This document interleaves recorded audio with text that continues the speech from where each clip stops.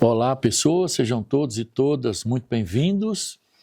Aqui, como vocês já devem ter decorado, é o professor Antônio Eustáquio e a gente vai apresentar para vocês, sempre direto ao ponto, né, a disciplina semipresencial, terapia cognitivo-comportamental, concepções de determinação do fenômeno comportamental.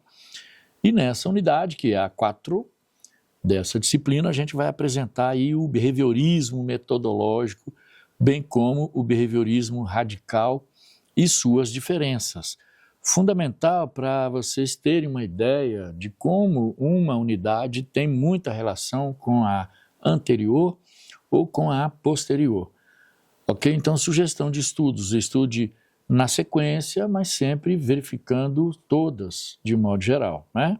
As avaliações aí, elas são obtidas através da unidade 1, 2 e 3, aí elabora-se a AV1, a 4, 5 e 6, elabora-se a AV2, né, da disciplina semipresencial.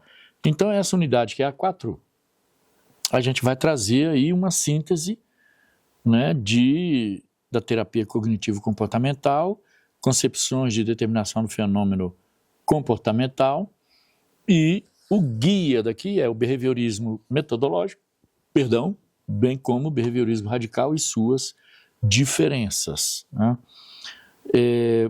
O behaviorismo metodológico, a definição clássica aí, principalmente associada ao senhor John Watson, né? Watson, que inicia essa questão de estudos comportamentais.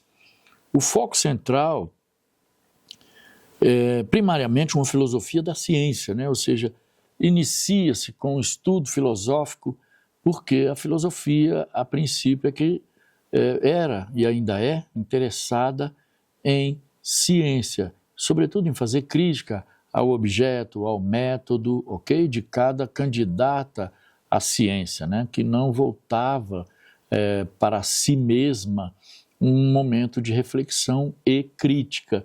Então vale a gente retomar a ideia de que a filosofia foi e ainda é a única não ciência, que não tem objeto, né, mas tem método, e que faz uma crítica a si mesma o tempo todo. As demais não buscam essa ideia reflexiva de fazer essa crítica.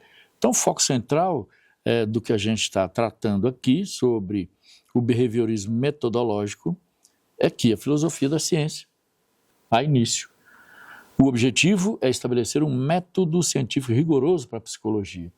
Então, é esse o aspecto, né? A psicologia candidata a se transformar em uma ciência dentro de um contexto histórico extremamente positivista e que toda candidata deveria ter um objeto de estudo, sobretudo um método de estudo, de investigação também. A psicologia não tinha, então, portanto, a ideia era fazê-la se tornar uma ciência. E o senhor Watson se empenha nesse sentido. O que estuda? Apenas o comportamento diretamente observável, ou seja, ações, reações, respostas fisiológicas. Isso é que interessava, né, no contexto positivista, ou seja, algo de ações observáveis, reações também observáveis, respostas fisiológicas observáveis, mensuráveis, com possibilidades de serem, né, bem estudadas pelo método positivista. O princípio-chave, pessoas, dessa verificação era o da verificabilidade. Ou seja, nada de coisas inconscientes, né, que ficaria complexa a verificação. Uma vez que eventos internos, pensamentos, sentimentos, não podem ser publicamente observados e medidos. Eles são excluídos do campo de estudo científico nesse sentido. Ou seja, o que eu não posso ver, de repente eu não posso acreditar que exista, né? Outra questão que a unidade vem com aprofundamento é a concepção de determinação do comportamento. Essa concepção de determinação, como que isso funciona, ou seja, o comportamento, né? O comportamento é determinado por estímulos no ambiente externo. Estímulo-resposta, ok?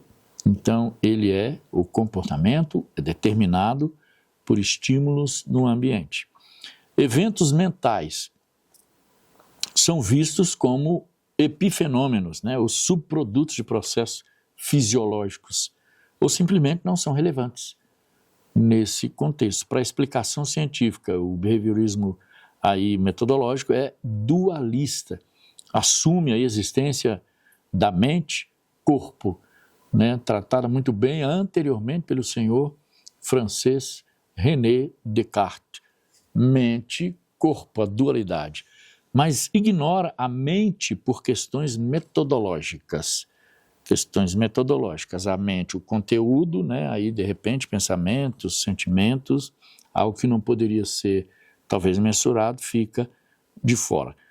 E em seguida vai um aprofundamento do behaviorismo radical, aí é o senhor Skinner, né?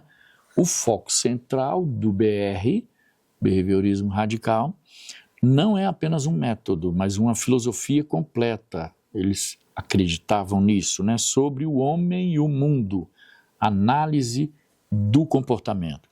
O que estuda Skinner? O comportamento, mas inclui tanto o comportamento observável, público, quanto o comportamento não observável, privado, pensar, sentir, né? Concepção de determinação do comportamento, a tríplice contingência. Então, o comportamento é determinado pelos 3 contingências de reforço, seleção por consequência, ok? Primeiro, filogenética, uma espécie, né? Nossa história evolutiva, reflexos inatos. Charles Darwin vai influenciar essa questão, né? Ontogenética, indivíduo, a história de reforçamento do indivíduo, ou seja, aprendizagem por condicionamento operante.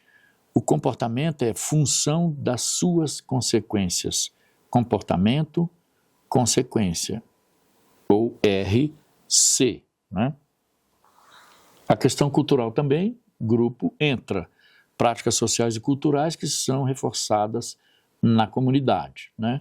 Então, se faz parte da minha cultura, da minha comunidade, da minha civilização, eu tenho aí algumas práticas sociais e culturais que são reforçadas na minha comunidade, portanto, devem ser observadas.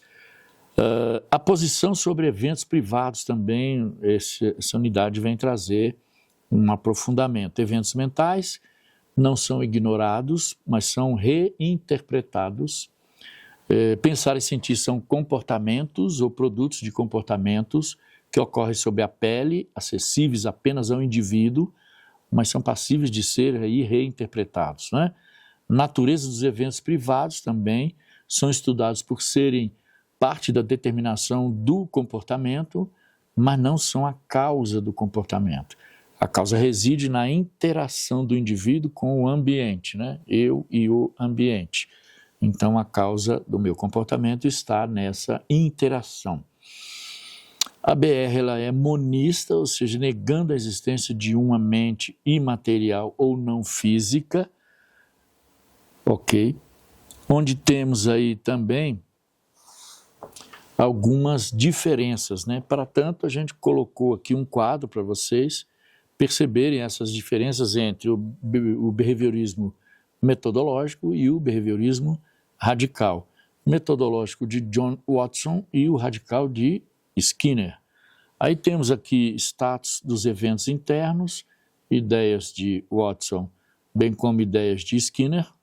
Filosofia e método também traz a ideia dos dois, características também dos 2 tipos de behaviorismo, dualismo versus humanismo, John Watson, dualista, e o Skinner, monista, e por fim o modelo de causalidade, né? O John Watson vem trazer aí uma ideia mecanicista linear do estímulo-resposta antecedente, né? O estímulo antecedente causa a resposta.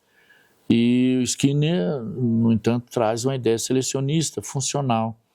O comportamento é selecionado pelas suas consequências, ok? À guisa de conclusão, a gente traz aí que o behaviorismo metodológico, ele restringiu a psicologia ao observável para alcançar a objetividade, enquanto o behaviorismo radical ampliou o escopo, né, reinterpretando os eventos internos para oferecer uma explicação monista e funcional do comportamento. Isso traz aí uma importância para a terapia cognitivo-comportamental na compreensão dessas bases, elas são fundamentais para a TCC, porque a TCC integra técnicas behavioristas, mudanças no ambiente, na ação, com análise de cognições, eventos privados, aí, mostrando a evolução da determinação do fenômeno comportamental. Né? Pessoas, então, curiosidades à parte, vocês que estão gostando aí da terapia cognitivo-comportamental, e a minha missão é defender as ideias e as técnicas e as ferramentas dessa fantástica abordagem, né? É só desejar a vocês excelentes estudos e sucesso total.